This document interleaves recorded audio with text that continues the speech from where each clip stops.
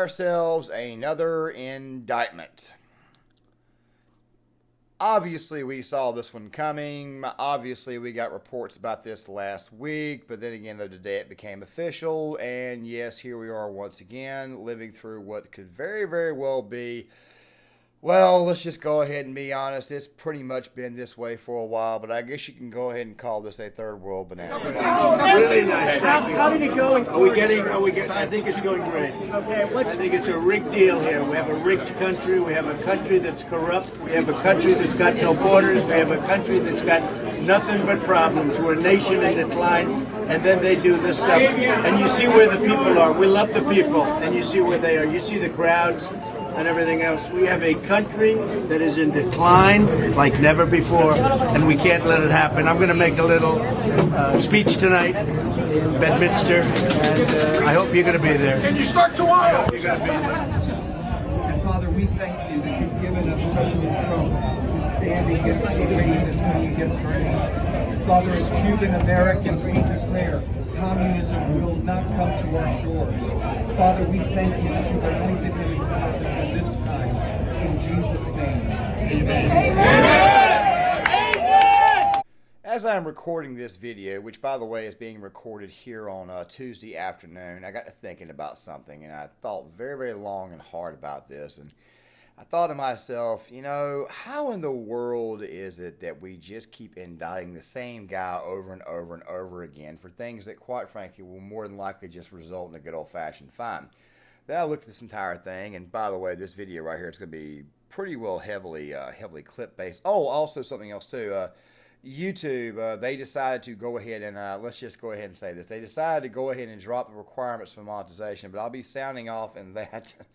I'll be sounding off on that come Thursday because obviously we have a topic of censorship, seeing how it is that two Daily Wire co-hosts got suspended from YouTube. That right there being Candace Owens, and of course that right there also being Michael Knowles. We've also got to talk about, I'll just explain it more later on in the video. I don't want to hold you guys up too darn long. So just go ahead and know, like I said, there's a lot to go through in this video, and obviously the old saying, what's the old saying? Not enough... too much crap and not enough shovels. Let's just go ahead and go through this. This indictment right here, for the most part, is a lot of BS. And I'll go ahead and explain the reason why it is BS. You see, the President of the United States has the ability to practically declassify anything they want. Also, something else, too, in paragraph 6A of the indictment itself, it says that the leaks were coming from the Department of Justice and not from the Trump lawyers, which is very, very funny because Trump also got rid of his attorneys, and yet he also decided to keep the that girl there. We'll talk about her more in a second because she obviously gave a statement on this. But there's also going to be a lot more here, including Mark Levin going off on this, his legendary rant from the other night. But how does this thing turn out? Well, before we get there, we need to also go ahead and address something else in the room. Don't you guys kind of find it very funny that this indictment comes roughly at the same time that the Biden administration were finding out that Joe Biden apparently accepted a bribe or bribed somebody else in Ukraine? Something along the lines of that there. I was probably not supposed to say that country with the U. YouTube's algorithm kind of picks up on it, of course, and they always find a way to demonetize your video or put ad suitability on it, meaning that you can't collect any revenue off of it. But I'm going to let these next 4.5 minutes play. This was Senator Chuck Grassley. I'll come back on the other side and let you guys kind of just kind of expand on what this guy right here is saying. They showed, but it didn't provide possession of the 1023 to the House Oversight Committee last week. And by the way, 1023 is unclassified. So why shouldn't the entire country know about what's in this 1023?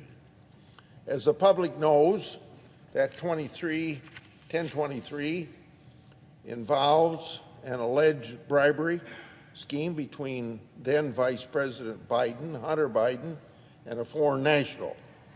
The same allegations that Chairman Comer and I made public on May the 3rd of this year. And on the very same day that the FBI provided a redacted version of the 1023 to the House Oversight Committee, the Justice Department then announced that former President Trump had been indicted and charged with 37 crimes related to his alleged mishandling of classified records.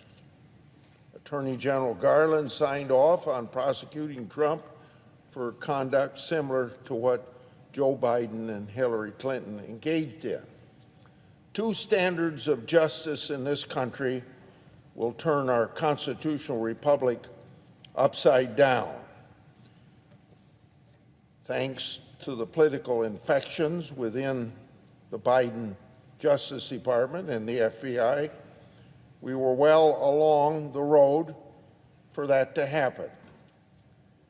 This senator will do all that he can to fight political infection in the Department of Justice and the FBI. And you fight it, then, by bringing transparency to what this government does. The public's business ought to be public. Transparency brings accountability. With respect to the 1023 shown to that House Oversight Committee, from what I've been told by folks who've reviewed it, it's filled with redactions. Now, the document that Comer and I read had maybe 2 or 3 half-inch redactions, not whole sentences redacted, as I'm told the document in the SCIF is. So, Director Wray placed redactions on a document that's already unclassified. As I've said before, unclassified. More than that, the FBI made Congress review a redacted, unclassified document in a classified facility. That goes to show you the disrespect that the FBI has for Congress. Times, a classified document, and even the name of a confidential human source. So, we're kind of in a strange situation here. Classified document can be leaked to the New York Times, but a non-classified document can't be made public to 300 million Americans if they're interested in reading it. Now, accordingly, Congress still lacks a full and complete picture with respect to what that document really says. That's why it's important that the document be made public without unnecessary redactions for the American people to see. Can you believe redacting an unclassified document? So now, let me assist for the purposes of more transparency on this subject. The 1023 produced to the House committees redacted reference that the foreign national who allegedly bribed Joe and Hunter Biden allegedly has audio recordings of his conversation with them. 17 such recordings. Concise version of what Chuck Grassley is saying there is that the current president of the United States has got 17 different, let's just say 17 different recordings of him going through the process or the motion that he's being accused of, which is practically bribery. Now, many people have tried to tie this to another crime, which begins with the letter T, but we're trying to watch things, of course, for the YouTube algorithm for the time being. Like I said, we'll discuss that a lot more in the video that I have planned on the whole censorship thing about the whole Daily Wire controversy, which, by the way, is going to be it's going to be a pretty long video because we've also got to talk about AI deepfakes in that video too. Think about like a great big giant project, probably one of the longest videos I've ever done. But the thing is this right here. When you got the current president of the United States, who, by the way, has essentially been caught in another lie 17 times, has also got a lot of people right now moving towards impeachment, it wouldn't be, how do I say, I would say that it wouldn't be surprising that that same said president would want to then turn right back around and indict the leading candidate on the other side. I'm showing you guys some polling data here. And obviously some DeSantis bots on Twitter are going crazy about this, actually loving this. Some of them are, of course, some of them are also do have a brain, and they do know that indicting Donald Trump only sends his poll numbers up a lot higher. And of course, to go on top of this, you've got to fudge the actual crowd size. They told everybody he had a very packed crowd the other night, but yet this right here was the actual crowd size itself in Oklahoma, which is very weird why it was he was campaigning in Oklahoma. Maybe he should be campaigning in Iowa or New Hampshire or South Carolina, because he's going to need to pick off one of those states to even have a chance, because Trump could probably lose the first two states, win South Carolina, and still win the nomination, especially given his lead in California, given his lead in Texas, where they've got the most amount of delegates. And by the way, some of these places are winner take all. Yeah, I understand this is a purely political video, but still at the same time, though, obviously this is going to come up because to me, I think this entire thing is nothing more than political assassination and political persecution. That's all the hell it is. The leading candidate of the Republican Party, who, by the way, as I mentioned earlier, completely declassified all of his documents, completely declassified everything, has that right to do that. Okay, and also to go on top of this is kind of a fruitless effort, especially given the fact that the prosecutor, Jack Smith, whatever his name is, he doesn't exactly have a good record. But we'll get to that here in a second, because I've got some things from Mr. Reagan and obviously Mark Levin's rant. Because the same prosecutor is the one who tried to try Bob McDonald back in 2013. Got a guilty verdict. Ended up getting overturned 8-0 by the Supreme Court. By the way, that Supreme Court was nowhere near as conservative as what it is now. Also, to go on top of this, the district where Trump is being indicted at, well, it just so happens to be that the 11th Circuit, that is Clarence Thomas's district. And many people are already expecting that this entire thing will be dismissed outright. But I'm going to go ahead and let Mr. Reagan kind of take you through a little bit more. It has all the documents back. So there is no violation of the Presidential Records Act at this point. But they throw the book at him. They made the decision to interfere in this election. You want to talk about an insurrection? This is an insurrection. And that they criminalized a damn document case to go after Donald Trump is sickening. And I would say this to our fellow Americans. Don't be bamboozled by these cable channels and these fools who come on and tell you, well, he's not above the law. Are you kidding me? What do you mean he's not above the law? There is no law. Today, what is today's date? June 8th?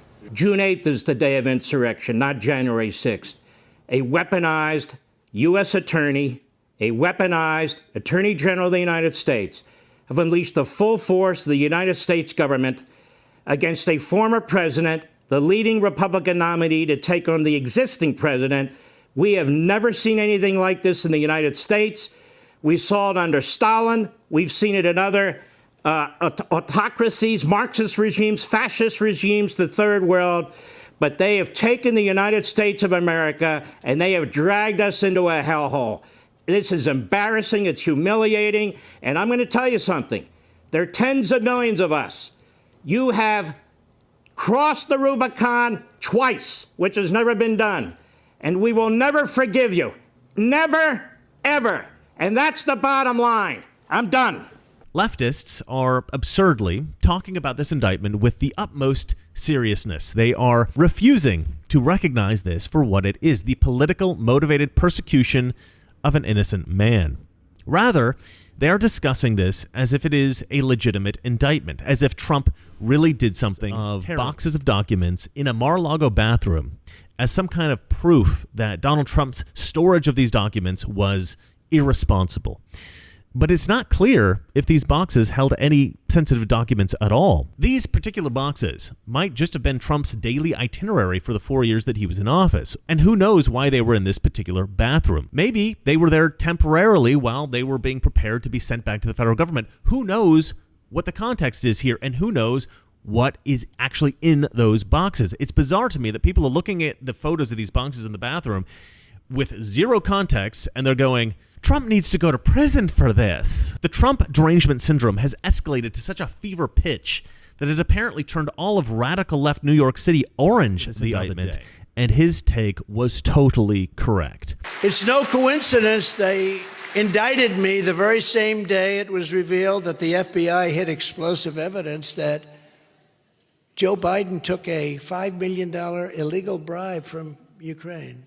Now, this is done. I haven't read anything about it. This would have been the biggest story in history 10 years ago. Walter Cronkite would have Man reported. has got phenomenal passion, and of course you've got other candidates like, say, Tim Scott. It was recently came out who wants this entire thing investigated. The 2024 GOP field, it seems to me, is actively going out of their way to sabotage the election. Look, I've talked about the 2024 Senate map, how it is that it's very, very possible that Ohio is already going red, so Sherrod Brown's seat could be gone. If you put a good candidate up in Virginia, you may be able to take out Tim Kaine. I advise you call up Jim Webb, a former Democrat who voted for Donald Trump, who's essentially just a conservative running on a Democrat platform. Bob Casey's seat in Pennsylvania is also, he's also pretty well vulnerable. Tammy Baldwin in Wisconsin, she's vulnerable. Amy Klobuchar is not popular in her state. That's 5 Senate seats.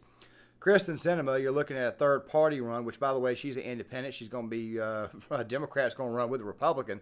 So you got a chance to knock that one off. Nevada, you've got the natural swing coming to the right, so you got a chance to knock that one off. You got a chance to knock John Tester off and, of course, Joe Manchin, and possibly even Angus Young. And if you put the right candidate up, you never know what might happen, say, like in New York or California, which, by the way, is starting to trend right. It's a still very blue areas, but still, you never know, especially if the Democratic Party has a very low turnout. You never know what the hell might could happen. This right here is complete, total self-sabotage by the Republican Party, and it seems to me that the GOP does not want that type of control. Or it could be the fact that they don't want Donald Trump to have control because, well, let me go ahead and roll this right here for you, and then I'll come back on the other side because I think she sums it up perfectly, except with a bit of a twist. We want to hear now from Trump attorney and spokeswoman Alina Habba. It is not about the 2024 election. It is about the destruction of the long-standing American principles that have set this country apart for so long. In recent years, we have seen the rise of politically motivated prosecutors who don't care for impartiality, who don't care for due process or equal protection of laws.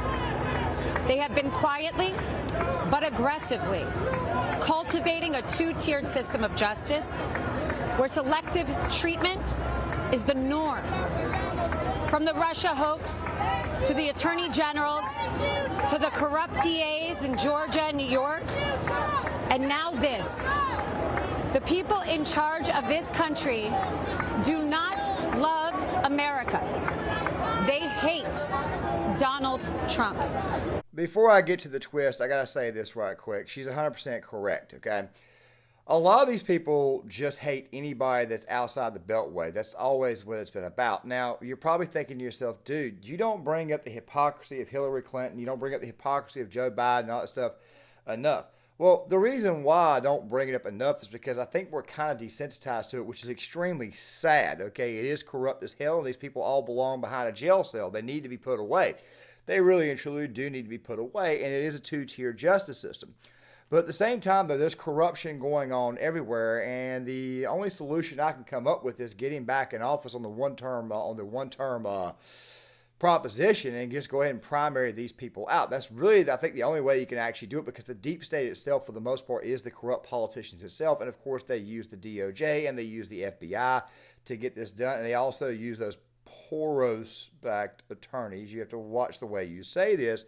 And for a while now, I've kind of realized that it is corrupt. I mean, look, back in 2016, and this is like the second cigarette I've smoked during this video, but back in 2016, okay, and I figured this out. I figured out that what the hell was really and truly controlling this country was the banks, the bankers, the donors, the people who were actually donating the money. They were the ones who were actually controlling everything. And I need to go ahead and say this really quick. If you ever come across this in a conversation with somebody about donors, donations and donations to inauguration funds are different. As in donation, I mean donation to a campaign. If somebody is donating to a campaign, that means that a part of the agenda that they want done has already been baked into that candidate. That's part of the reason why I kept bringing it up in the DeSantis videos, that obviously he's not going to be working for the American people. He's doing everything he can for the state of Florida to pad his resume. We'll get back to DeSantis here in a second, because Mark Dice said something that I think was very true. And by the way, the same clip will be popping up tomorrow in the next set of videos, because obviously we got to talk about the censorship thing, and it does, in fact, obviously have to do with this situation here. But the thing you have to understand is this right here. Campaign donations, donating to a candidate, is all about the agenda. Trump wasn't taking any donations in 2016. He took some inauguration fund donations. An inauguration fund donation is basically a, hey, look, man, I'm going to give you some money. Say, hey, look, man, congratulations for, getting elected, this, that, and the other. Here's some money. Here's a gift. Maybe you may bring me to the White House someday to kind of get something done. Well, he didn't really do that. I mean, I think it was Black Scout Survival the other day brought this up about how Trump put these people on the boards everywhere, but yet he didn't provide any actual proof for it. Yet we know who the hell is backing DeSantis, Ken Griffin, Paul Tudor Jones, some of the worst people out there. Speaking of him, here's documents found inside one of President Biden's private offices. The records dating from Biden's time as vice president during the Obama administration. In other words, when he did not have authority to remove such documents, which he kept in his garage. Ron DeSantis issued this statement saying the weaponization of federal law enforcement represents a mortal threat to a free society. We have for years witnessed an uneven application of the law depending on political affiliation. Why so zealous in pursuing Trump, yet so passive about Hillary or Hunter? The DeSantis administration will bring accountability to the Department of Justice, excise political bias, and end weaponization once and for all. With all due respect to Ron DeSantis, him running against President Trump instead of backing him, despite his flaws, and circling the wagons to try to get him back into the Oval Office, instead of challenging him and fracturing the Republican Party when he has little chance of actually winning the nomination, may end up only making the deep state even more corrupt. All these candidates should probably circle the wagon. Now, guys, I had an hour-long video on a preview for 2024 and what to expect. I'm moving that video to Friday. YouTube, for whatever reason, just would not put that video out there. And a lot of it had to do, it hinged on the whole AI deepfake ad that came from DeSantis, the one that Tim Pool was screaming and hollering and raising 15 counts of hell about. Well, we'll be talking about that a little bit more on Friday. I understand that the topic is not exactly trending anymore, but it's obviously a preview for 2024. What should happen at this moment in time is instead of pissing off Trump voters, maybe you should, I don't know, maybe do your best to kind of get behind the guy, maybe show that you're somebody that they can trust, that type of sort of thing there too. But of course, as I've shown you before, the DeSantis people, of course, they don't want to do this. They're showing you who the hell they are more and more and more. Not about Republicans, Democrats, or anything like that. She's actually telling the truth. However, the twist is this right here. I brought the 2024 Senate map for a reason. Now, I want you guys to kind of picture this, okay? Kind of picture this in your mind, okay? Just think about this for a second. So you got a president who's running to be president. He went from 62.9 million votes in 2016 to 74.2 million votes in 2020. Worst national environment possible. He had a pandemic and all that stuff there. So he runs for president. There's a natural swing to him. Of course, the Never Trump crowd is back, but the Never Trump crowd it's louder than what it once was, but it's not as big.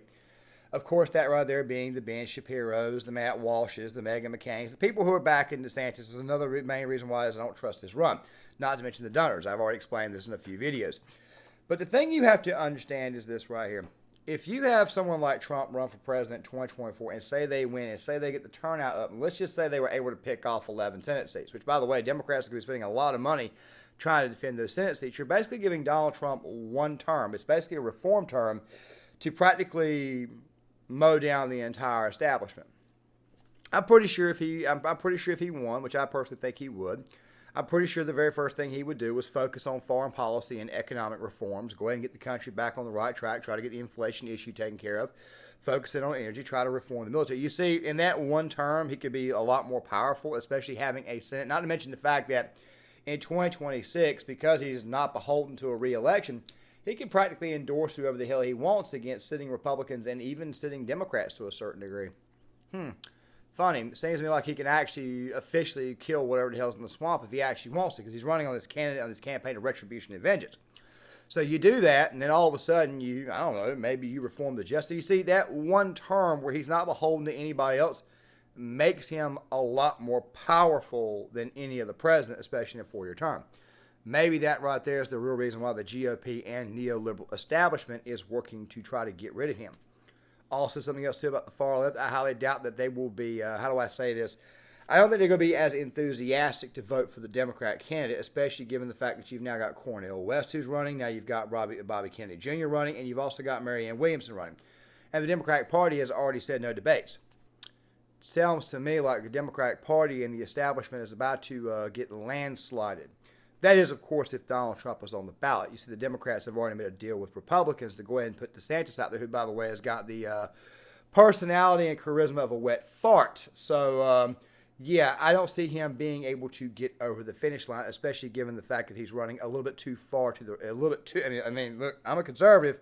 I love these policies, but 6-week abortion, stuff like that, does not play well with the general public. And not to mention the fact that he voted for TPP when he was in Congress. Also, to go on top of this, he voted to raise the retirement age. These are the types of things that, quite frankly, will not get him elected should he be the nominee. So it's pretty obvious that's an establishment hit job to keep Trump off the ballot or eventually make him, give up, make him submit, make him see that he can't afford his election. That's the reason why they're doing this. Now, guys, I want to go ahead and make a couple of, just want to break a couple of possibilities on this topic. I was listening to Styx, X, and Hammer the other day. If you don't listen to Styx, I advise you guys to. So I don't endorse his religious beliefs or anything, but the guy's political beliefs are pretty well spot on. He had a guy in his super chat say something very interesting, and it's a possibility. I'm not saying this is the case, but it was definitely interesting. He said it's very possible that maybe what's going on here is that they plan on indicting Donald Trump and having the indictments. Because remember, you get the Georgia indictment too. It's very possible they plan on having this over his head until after the 2024 election is over with. Basically meaning that if he wins, they're going to indict him again anyways and actually try to move in on him. Also at the same time meaning that they may try to indict him before the election itself. Of course, that would be in the before the first debates, probably right after the convention, because Republicans would have I want to say their convention would be in July or August. I'm not entirely sure. Close to the election, which, by the way, I think would be an absolute god-awful idea for the Democrats to do because Trump's turnout would eventually just skyrocket through the roof. By the way, he could still run for president and still get elected even inside of a jail cell, which, by the way, I don't see him ever being in one because you got to lock up the Secret Service, too. The guy made the comment basically saying that they will probably just drop this after the election. I'm not so sure, but I just figured I'd throw that as a possibility. Here's my prediction. I believe that what's going to end up happening as a result of this is once again seeing how there were no conditions labeled to his release because he was obviously released right afterwards. My prediction is this here. I believe that what is probably going to happen is that they're probably going to try to keep bringing up the indictment thing to try to weaken him when it comes to overall money and finances and get him off the campaign trail. I expect the next one to occur sometime right around the time that the 2024 presidential Republican nomination debates occur, which I think is going to be in a couple of months. The idea is to try to keep him off the debate stage so that way they can launch somebody else besides him who's less charismatic and more than likely will lose. I don't think they're ever going to lock him up, and if they did, his support would actually skyrocket. It would go through the roof. You just try to jail one of your political opponents. That is not a good look, especially here in the United States. But then again, though, we do have an infected base of people in this country that, quite frankly, don't care about the rule of law. Now, let me say this last point. I love our Constitution. I love my nation. I'm a patriot. As a matter of fact, I've even considered changing the name of this channel to fit more of a better overall word, which, by the way, we may do it later. I'm not too shy. Not entirely sure. We'll probably discuss that more and more, but here's the deal. I love my nation. I love my country. I love my Constitution. The enemy that we're fighting does not care about the Constitution at all. They don't view the Constitution as important. So you got to ask yourself a question. When people say the way we win is stay based to your Constitution and don't move, you got to ask yourself a question. What good is that when your enemy has got a baseball bat in your face and is going to go out of their way to cave your face in because you're a Christian or because you have a belief system at all or because you're somewhat conservative? Hell, you may even be moderate or classically liberal. What good is that going to do? This is a communistic takeover, and while I don't think it will succeed, I'm just saying that this is obviously what the hell it is. Guys, John Claymore here. If you guys like this content, please hit the like button, subscribe, share the video, sound off in the comments section. If you think I've earned your subscription, please hit the subscribe button. Also, cut the notifications bell on so that way you guys can be notified when these videos come out. This video right here will be coming out tomorrow at, I don't know exactly what time, but I'm going to probably experiment with releasing videos a little bit later. I've not gotten there yet. The plan is to get 3 videos out tomorrow. We got to talk about this whole Target thing, and of course tomorrow the video on open marriage. I'm going to go ahead and kind of bring that one up one more day so that way I can focus more on the censorship issue of the Daily Wire and stuff. I'm probably going to bring that up on Thursday. But still, though, make sure you guys leave a comment in the comment section. I'll see you guys later.